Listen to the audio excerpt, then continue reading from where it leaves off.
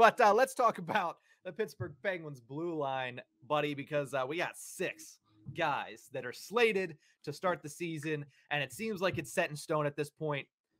Brian Dumoulin, Chris Letang, we had discussions that maybe they would try somebody different with Letang. It's kind of a snowball's chance in hell of that happening, Horwat. So we do have Dumoulin, Letang starting the season together. We got Pettersson and Petrie, who at the beginning of training camp were basically betrothed to be, and they are the PD lineup there with Pettersson and Petrie. I'm excited for that pairing. We can talk about that in a second.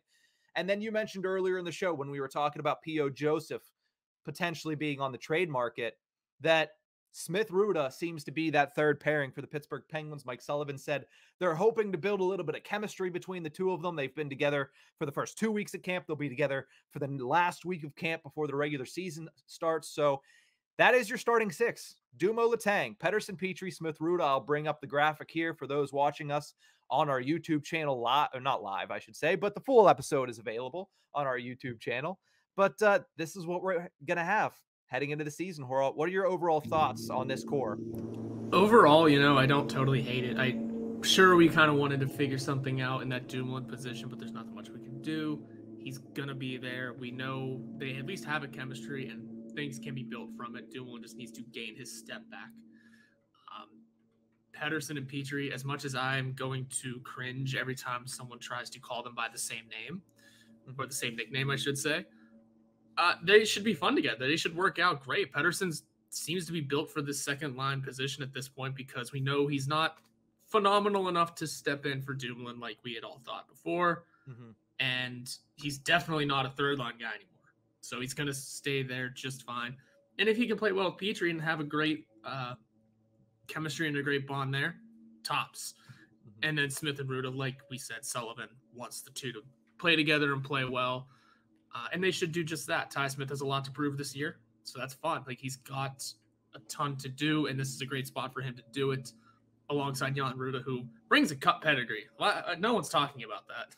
Mm-hmm. He's got some hardware with him, so he's bringing in more championship hunger for this team, and it's a good spot for him. The second we made the signing for him, I loved it right away. I don't see anything super wrong with it. 3 years might be a touch long, but at the same time, you're going to get good quality out of it. Mm-hmm.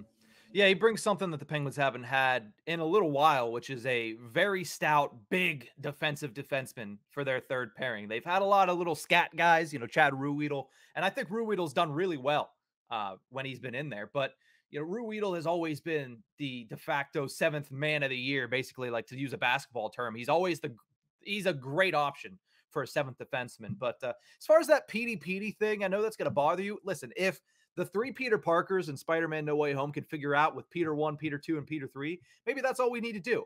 Pettersson was here first, so he's Peter 1, and Petrie can be Peter 2. There you go. Problem solved. Or you just call them by their first names. Yeah, but this is the hockey culture. We don't call anybody by their first names, except for Sid. You're right. You're not supposed to. That was just a little joke. But yeah, it'll be fine. I will call them Pettersson and Petrie because that is their names. Just call him Petey. Also, don't people call Pettersson the Dragon? I'm very confused about what his nickname is now. Or is that like the fans' nickname and then the inside the room call him something specific? Well, you have to think the reason for these nicknames, we're going down a rabbit hole, but that's all right. The reason for these nicknames is when you're calling somebody on the ice, call them by their nickname. You're not going to sit there and go, "Hey, Dragon, pass the puck. Hey, Dragon, pass the puck." No, Petey. It's easy. It's quick. Call somebody Dragon on the ice, you're going to get chirped to hell and back, especially when you're going up against guys like Marchand or I don't even know who else. Reeves. Oh my God, Reeves would have a field day with somebody's calling somebody else the Dragon on the ice. But no, that's at the end of the day, it doesn't really make a difference, especially to 2 guys sitting here talking about it and not actually playing the games. But no, the PD duo, I think is going to be a really good matchup. I really think that they're going to do well against the second tier guys on the opposing teams. Petrie, I think, offers a little bit better defensive. I don't know if he's better defensively. He's not than John Marino, but he's going to offer a little bit more on the offensive side of the puck. He's definitely going to offer more defensively than Mike Matheson did, which is going to be really nice. And when you look at this defense, the right side, I would say could go toe to toe with any right side in the National Hockey League. Is one of the best. Absolutely. Absolutely. The question is going to be, there's a lot of question marks on the left side. I mean, Brian Dumoulin at the age of 30, I mean, I know that the players are playing longer these days because of new medicine and new ways to keep your body healthy, but so many leg injuries that man has suffered. It seems like he's lost a step. Can he step it up and just kind of avenge a bad season from last year? That's a question mark.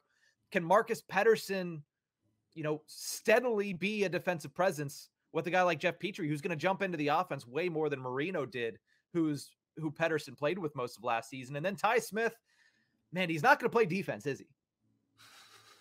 He's not. That Mike Matheson role. At least Matheson at points did play defense. I don't think we're going to see as much defense from Smith as we saw from Matheson, and that is a statement right there.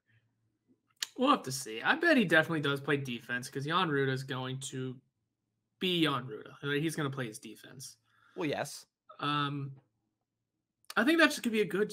The second line is going to be a good shutdown line, but I think we can get a lot of the same out of a shutdown line with a little more scoring threat. I mean, Jeff Petrie as well. Yeah, you know what? So all of a sudden, our second and third line are damn near identical in terms of shutdown and scoring touch. We'll see. Yeah.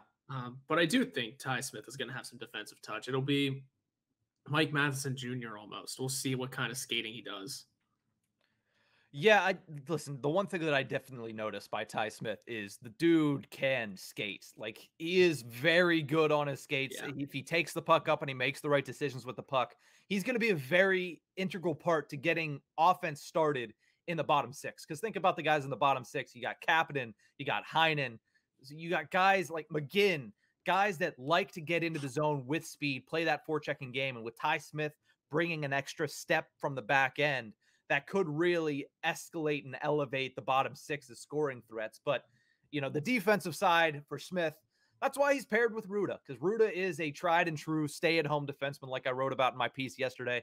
And the guy he's going to be where you need him to be. He's going to be in the defensive zone. He's going to be playing back, leaning back, and covering for Ty Smith. You just hope that meshes with the chemistry that was talked about. So, Horwat, I think we just basically discussed the strengths and the weaknesses. The strengths are the right side. The weaknesses are the left side. Is it that cut and dry? Yeah, they can be. Yeah, because there's so many more questions on the left side.